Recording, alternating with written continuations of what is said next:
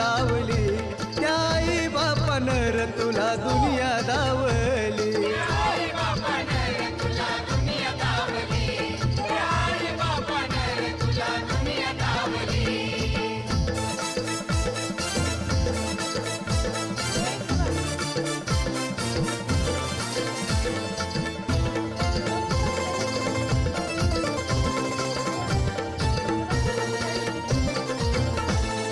दुधाचे एक एक पाजल रे घोट, खाऊ पिऊ घालून केलं तुला मोठ.